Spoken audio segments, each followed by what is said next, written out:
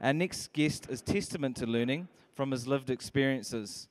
Life on the wrong side of the tracks, experiences combining them with sharp intellect, a compassion for people and the community, also the story of becoming a leader. Ladies and gentlemen, I welcome to the stage Shane White.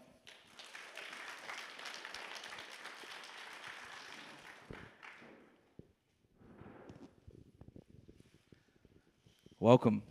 You know, when we first sat down, we almost spoke for about 2 or 3 hours, which, obviously won't be the catalyst for tonight, but you're such an amazing guy with an amazing story.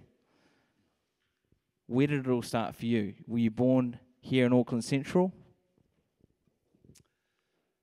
Yes. Kia ora, Westie, born and bred, Waitakere Hospital over here, raised up on Stooges Road. So what was life like for you growing up as a Westie out here on the west side?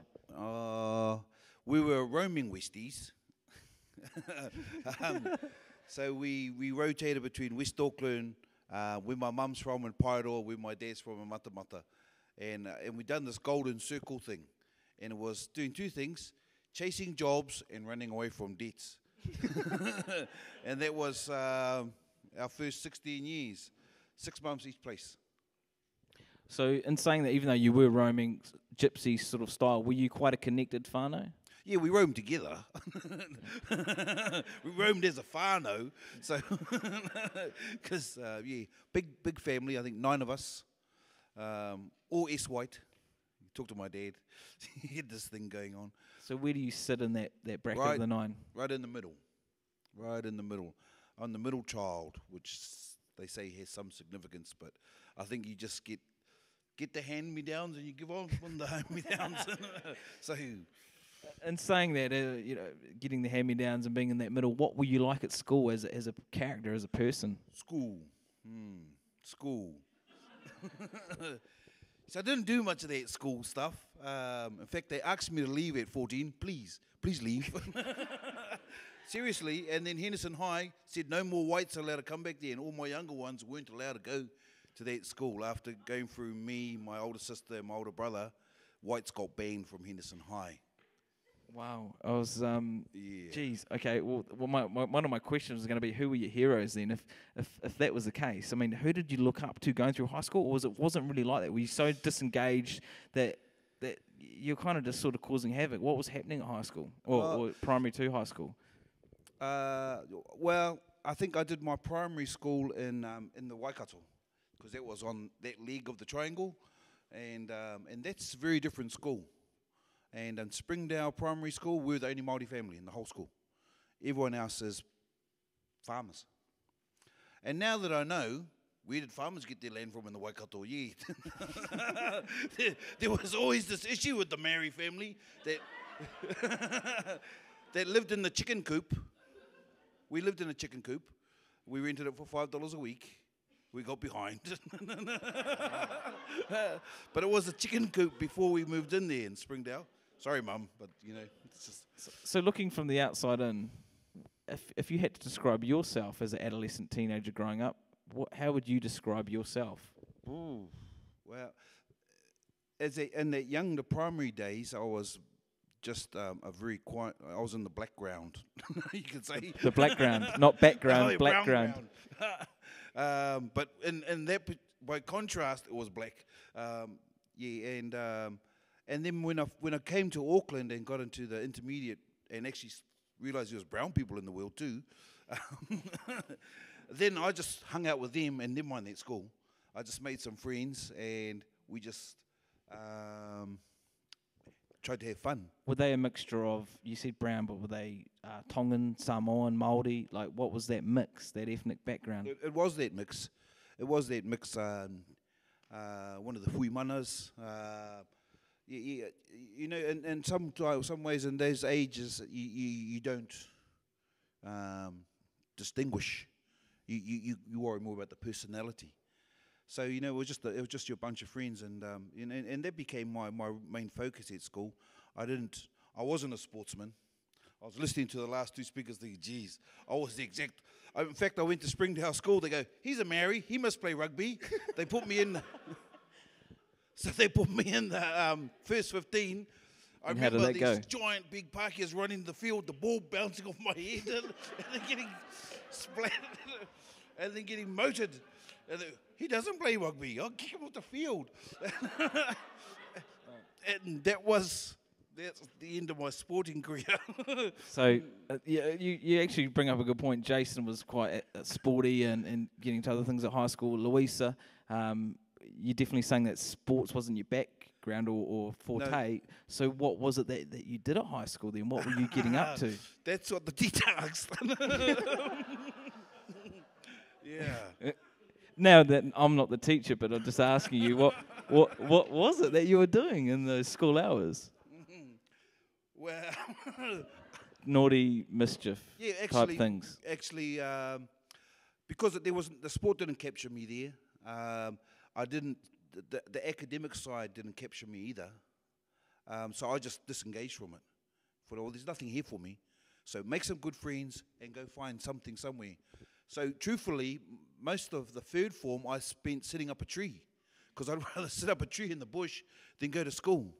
And on the last day of school, the teacher caught me in my uniform after have not been for the whole year.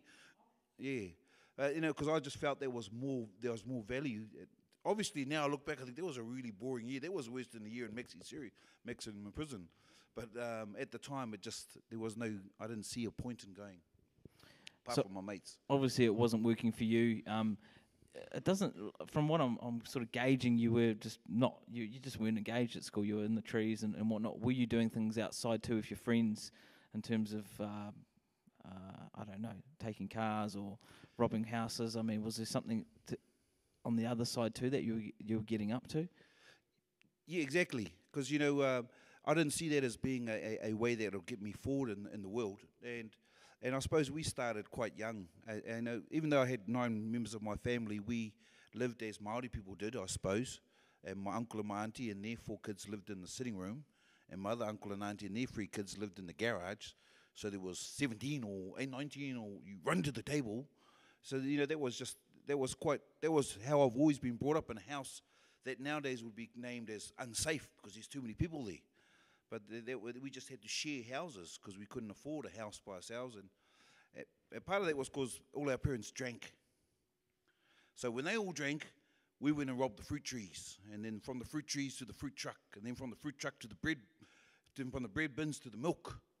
Obviously all food, because this is how they eat. Not cash. So that's the start. And then you realise there's money in the milk bottles too.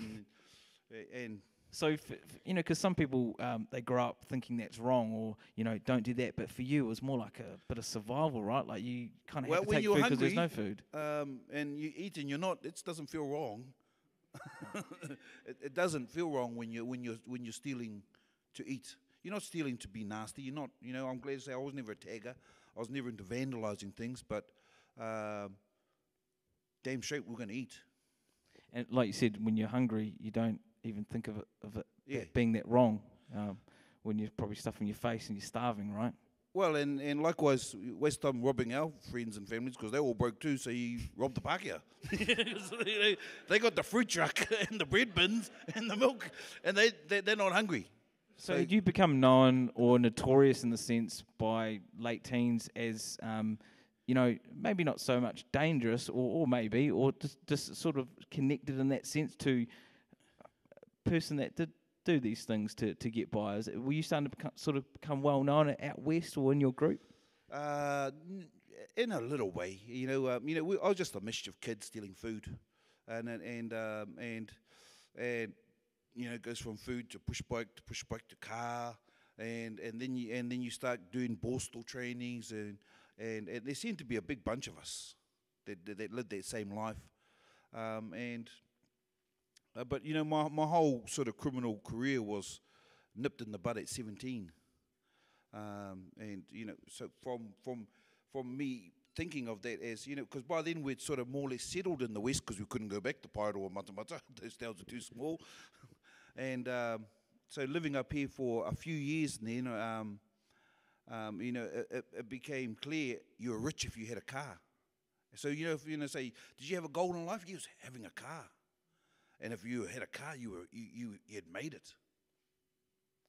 Yeah, and you know, that was about as far as my goals went at school, is to be able to. So, and then because I couldn't get a car, well, there's a car. There's another car. So you just took it. Oh, that's even nicer car. Again, don't steal the Māori cars, because you know what Māori cars were like. Cars, the door don't open.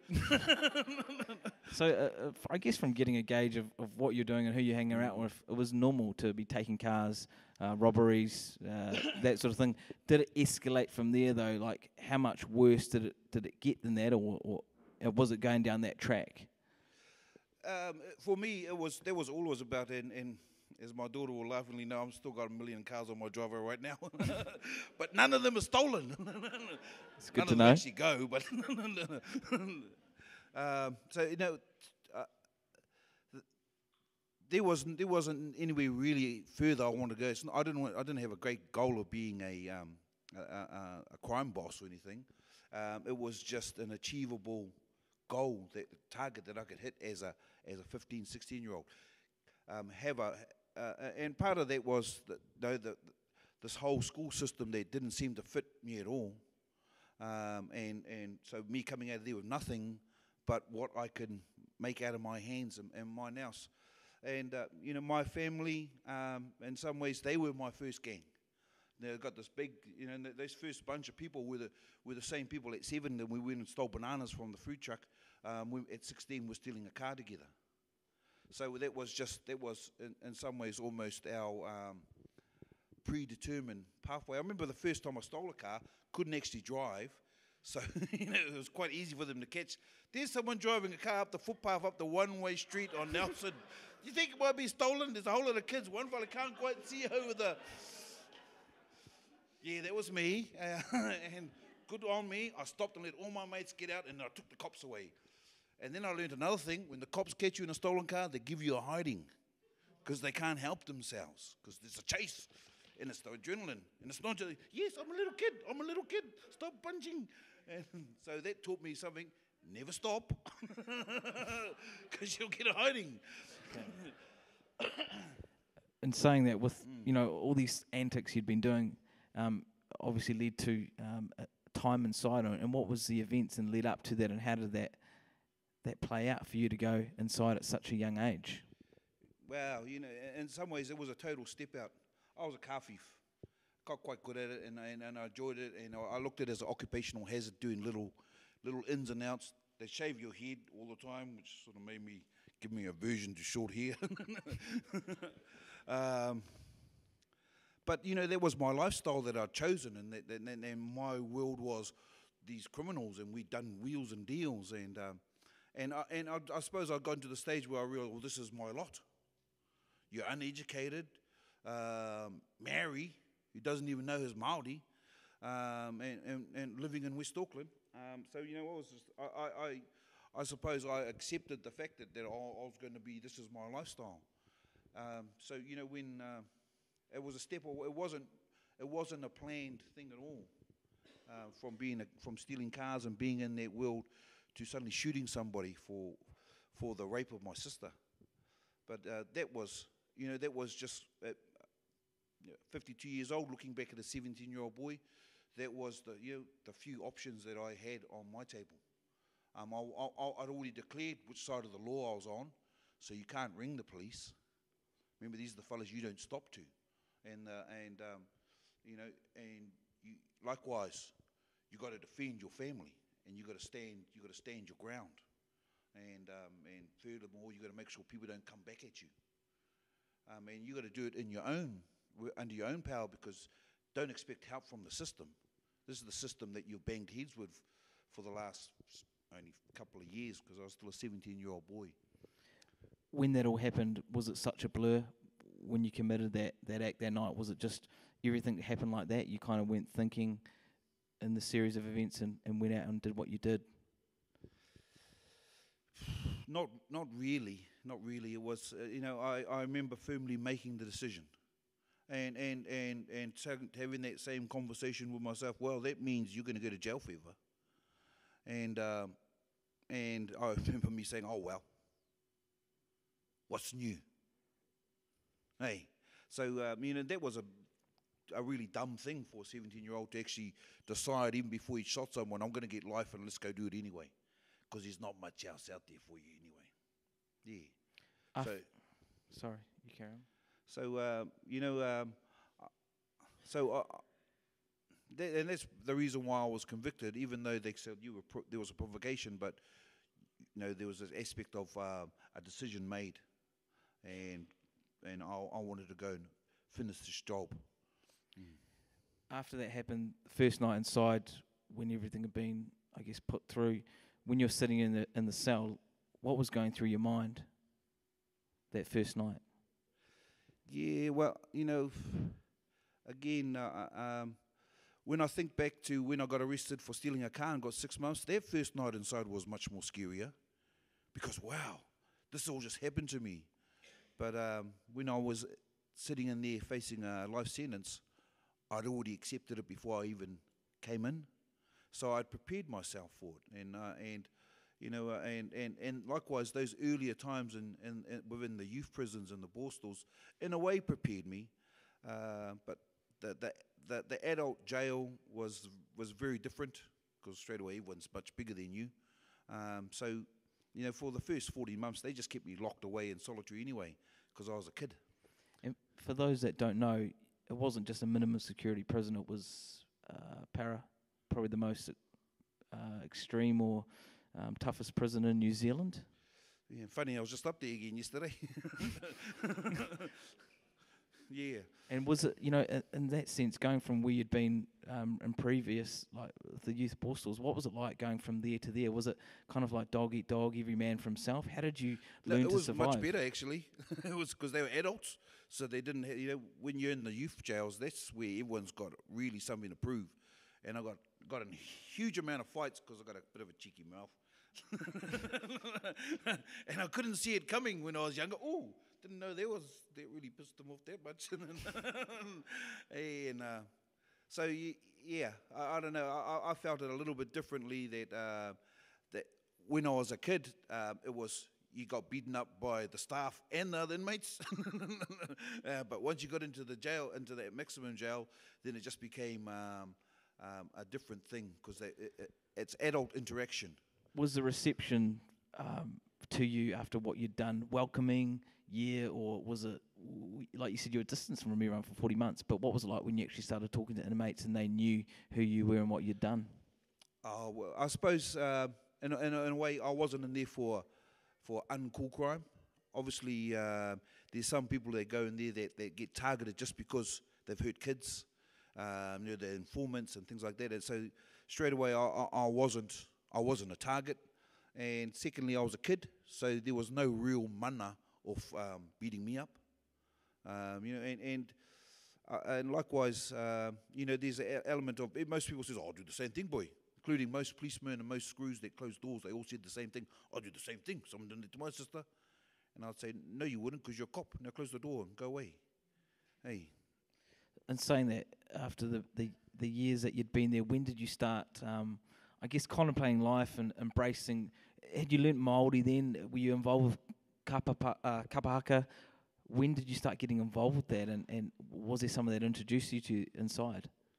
Yeah, it was very much in there. And now that I'm that guy in the jail doing the same thing that Anatia did when I was there as a kid. And she just came in really, she it wasn't really even a formal class.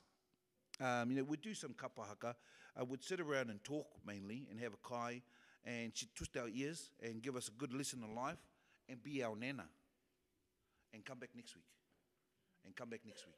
Was that good for you in a sense to have a support person, someone to teach you, guide you through something? Like, had you had something prior to that? No. I had one grandmother who was a heavy drinker. She was actually quite nice. And, I just remember cuddles and hugs from her. And I had another grandmother that was strictly religious. And I just remember lots and lots of hidings with weapons from her. Those were my two nanas.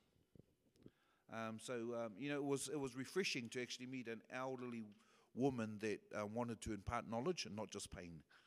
Yeah, it sounds like very tough nanas there. Now, as you're learning the te reo, the Kapa Haka, what stage did you start thinking, actually, I'm getting good at this, I'm starting to change? Was it a few years later, within that 1 to 2 years, or even many more years down the track after that?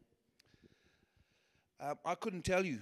You know, I try and pick these times. Was it your 21st birthday? Was it 2 days after your 20th? But as I've heard, that you just do what you do every day. And I've been racking my brains, listening to the two people before me, thinking, wow, there was these watershed moments where they says, I'm doing this. I didn't have one of those. And I've felt like I've been pushed into things all my life because no one else would do it.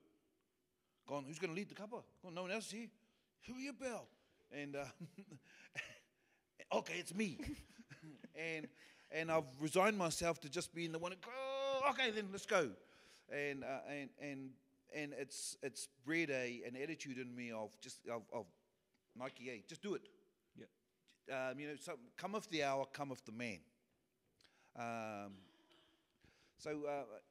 You know, it's not something I've ever consciously looked at or wanted to look at, the internal change. I was just looking at what I needed to have for me, so I could grow and do the things I wanted to do. As opposed to having a goal of the thing I wanted, I had this other thing, what I didn't. and everywhere around me was all these really, really quite clear, strong examples of what you don't want to be, Shane. And I'd see them every day, over and over again. And even in my daily life now, I see them every day. Yeah, exactly. See, there it is. There's that wrong path. There's that water hole full of poison. You're going to drink that. So, you know, in some ways I was pushed and cajoled by the uglier sides of our human nature and of life into looking for something better. And saying that, you know, after all those years, you went in at 17, 18 years old. How old were you when you came out, and what was it like integrating back to society? For me, it was quite good because I thought, yes, I'm out. Let me at those cars. And I crashed the car within about 4 days, I think. And the motorbike about a week later. And so I was still quite a young person, and I just charged into the world suddenly because that was the one place where I discovered sport. So, you know, likewise, I got very fit in jail. It's quite embarrassing now because they all laugh at me. Jane, what happened, bro? You won the Ironman in jail. Shut up, Al. I've got better things to do than sit-ups these days. So I'm the butt of a lot of jokes now when I walk back in this. Jane. Oh, yeah. I mean, yeah, it's an amazing transformation to go from, you know, maximum security prison at 17, then to come out 10 years later to be one of the leaders of the Hoani Waititi Marae. But was it quite gradual steps? Took 20 years. Yeah. Once you got out, did you go there and think, yeah, I want to be a part of this. I want to start getting involved. I want to lead people, or was it just, oh, you put your hand up and that was you, and it kind of, what was the sort of pathway? No, I started as the teacher of the bad boy class, and they gave me another class. Okay, that shed down the back with nothing in it but rubbish and no students. That's your school now. Go make it work. And that was my start at Waititi Marae. And I thought, what? So before I even could start the class, which is still the caretaker's shed for his lawnmower right now, I had to empty it, build it, and then get some students. And I thought, But that was because I really pissed off Peter Sharples, because I wrote him a letter from jail saying, I want to come out and go to Hoani Waititi, and he came and backed me at the parole board, and then I went to South Auckland and worked with Eugene's cousin, Tauni. So you went against Sharples? Eh? You went against Sharples? Yes and no. Likewise, he realised I wasn't stealing cars. I was doing good things, but I was doing another thing. I needed to sort of, because, you know, I'm a Tainui boy. I know this now. I've just been home. You know, I judge now in our tribal cultural festival and stuff like that. But, you know, when I was in jail, I didn't even have the right tribe. I thought I was from Rotorua. My parents didn't even know where we were from, even though we travelled around these places all our lives. They were so damaged by the experience of growing up as Māori. They chose the name white so we could be Pākehā. Yeah, our name's not white. But for Dad, he thought it'd be better if we just try and be Pākehās. Didn't work that well. Yeah, I was going to ask about the last name, White. So what is your actual Māori last name? Oh, it'll be Karu, or it will be Bidwa, is that a Māori name? Or Harrison, or Awake. There's a bunch of names that my family actually use, and White's not one of them. That was plucked out of the sky in some ways. So going back to the marae, you start off the shed with no one and rubbish and lawnmowers. What's your role there now, if you can actually encompass it into a description? I mean, there's things that you probably don't, you do everything there, but what is it in a nutshell that you do? Nutshell's a good expression, actually. I just remember that day I called you and I said, bro, I'm going to be late. And you said, oh, that's the best news I've heard all day. I was thinking, what sort of stuff do you deal with on a day-to-day basis? And what is the title of your role now there, if there is one? Well, I say it's head slave. Not joking. But officially, I'm the operations manager, I say. And likewise, I'm also the manager of the corrections programs, which is kind of funny because I still report on parole. So there's a real... is he a staff member or offender today? and likewise in corrections, they have some protocols.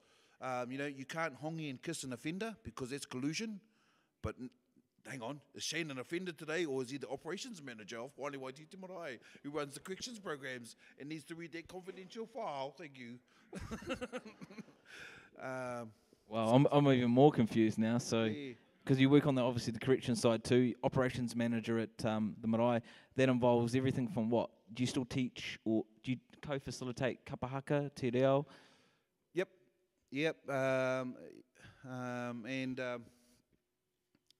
But that's the beauty of being on the marae and meeting a lot of people that look like me. They look brown and they sound brown. But they're not quite sure who they are. And so there's a simple premise that we have. Well, first of all, know who you are before you decide where you're going to go and what you're going to be. Because who you are is who you are. And I think back to my mum and dad who didn't really know who they are, who they were, and never really got the benefit of being a member of that family, a member of that tribe, and that connectiveness and that knowledge and that confidence. I look at my girl, and she gave me a hassle. She was at Kurakopa with me, and she learnt Māori, and then she come to me at a young age and says, actually, I want to learn chemistry and Asian languages, and I had a real quandary with myself, thinking, hang on, I want you to be Māori, but then I realized, no, I just want you to be you, know who you are, and now go be anybody. Go be anything. Funny, she'd drive a little bit slower, but and that's powerful. I mean, you being who you are and the life you've led, it's such a great installation you can inspire onto others, because you must see people like what you were like at a young age, and then kind of be able to guide them in that direction and on a path of success or finding the identity. Yeah, well, I like to. I like to follow, what I consider to be a traditional model of you just put kai on table for people, put kai on, give people truth and good options, and they'll choose what they're going to choose. But we at very least should put the stuff on the table for them to eat from, in terms of instead of saying, "Oh, come here and I'll show you the right path," because I'm always talking about planning and stuff, but I'm still getting driven through my life by no one else is doing it. I started at the marae as the lowest, as the teacher, and then went to the caretaker, and then these jobs just appeared, and no one else would step into them. So 5 years later, I'm the interim operations manager. Hey, Elaine. So I've been interim for 5 years, and no contracts, and they still come along, and I just don't know whether I've got the path defined for people, but I think there's enough of the right stuff at the place where I'm at, and enough of the right people, so that environment can be created, and so that there's the right mix And so that's a deliberate thing that much more than me do at Hawani Waititi. When you're sitting at the helm or, in your office, sorting through paperwork or doing a certain call, and you think about your life, do you ever think, how the heck am I here? I'm doing what I'm doing now after this life I've led. Do you ever think, or do you just get on with it? I have those moments when I'm sitting in the wharenui. As Elaine knows, I hate paperwork. And and I'm getting a PA very soon, actually. Actually, this is I'm talking about Elaine, because actually 15 years we've spent on the marae working in methamphetamine, and working in the methamphetamine space. We're all over the country still, working with anybody. And a lot of people say, what are you doing with those people? And I says, well, they're still people, and they have an influence in their community. Do you want it to be a good influence or a bad influence? So we go. That's been a big part of our work for a long time. And again, reflecting back on the two people before me, who give some really beautiful messages about development, we're still in a place with our people of trying to get rid of the stuff that's holding them back before they can even start climbing the mountains. So you still got to drop the bags. In our case, little weeny tiny white bags. It should be. Sorry, lost the thread of your conversation. It's okay. There's a whole lot of people listening. Based on your experience and that, does it feel like what you do? Obviously you're quite armed and you've got the experience to deal with it. But is it almost? Does it feel like a never-ending job as well? Like you never feel you're going to be finished? Yes, it does. Now I'm sick of feeling it. Shane, when are you going to cure the New Zealand of methamphetamine? I says, well, I never said I was going to. We'll just work with people. And that's real. And anyone that walks through our door, we'll work with. And if they don't walk through our door, we might go chase them, because some of them need to be chased. But you can only do what you can do, and we are where we are, and it is what it is. And once something gets brought into the public realm, it never seems to disappear. I mean, they discovered opium 3,500 years ago, and it's still around, eh? So I think that's the turning world. You just got to be constantly up for the game every day. Up for the game every day. And in closing, Shane, what's your dream for the future in the marae at Hawani Waititi? Well, I answered that question on an email not so long ago. And this is the standard spiel of the marae, but I actually believe in it too. And Papa Peter put this idea that Māori people should be able to flourish as Māori anywhere. And that still sits well for me at the marae. But even better than that, I can see that it's actually grown much wider than that. And the marae has helped much more than just Māori people develop. It's just helped people develop. So my little time there at the marae, I've sort of thought, well, actually the saying is the most important thing in the world is people. It's not a Māori person. It's not even a Tainui person. It's people. So I'm glad that I'm in a place it's a cultural centre that's innovative and will try anything, and anybody can come in. Anyone. And likewise, someone like me sitting at the helm, leading the corrections, those sort of programs, the health providers. I'm on the police advisory board now. Even though I had words with a policeman at my auntie's tangi on the weekend when they set up a roadblock in front of our marae to catch all my cousins who haven't got a warrant. So I had to do a shuttle, and I had to take my van out on the road and shuttle them past the police roadblock so they can get in to say goodbye to my auntie. So it's a real bipolar world in some ways that I work in, but it's just I hope that people see. Well, if Shane White can do it, anyone can. If Shane White can get to those places, even though he's still on life parole, then I should be able to do it as well. And a place like Hawani Waititi provides a platform for that. So, I think, shut up, Shane, and talking too much now. I just wanted to acknowledge the speakers before me, their stance, their beautiful truth they put out there, and my daughter over there who's going to give me stick all the way home. That was a beautiful interview, and thank you for sharing the time with us tonight. Ladies and gentlemen, Shane White.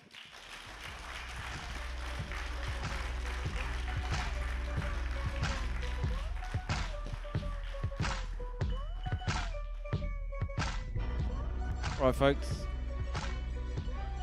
Gotta love that. All our guests tonight, really, that was actually a privilege to hear and a privilege to share. Please note the bravery it takes to sit up here tonight, bear the good, bad, ugly intestines of not only putting it in front of your family, but just total strangers tonight. Like I said, each of our guests tonight are remarkable human beings through the actions they took, and they reached a turning point. So I just want to impart one last thing before everyone goes tonight. When I approached Jason and Shane, and my co-facilitator approached Louisa, they were actually quite astounded to know that people would want to listen to their stories, let alone think they're anything but remarkable.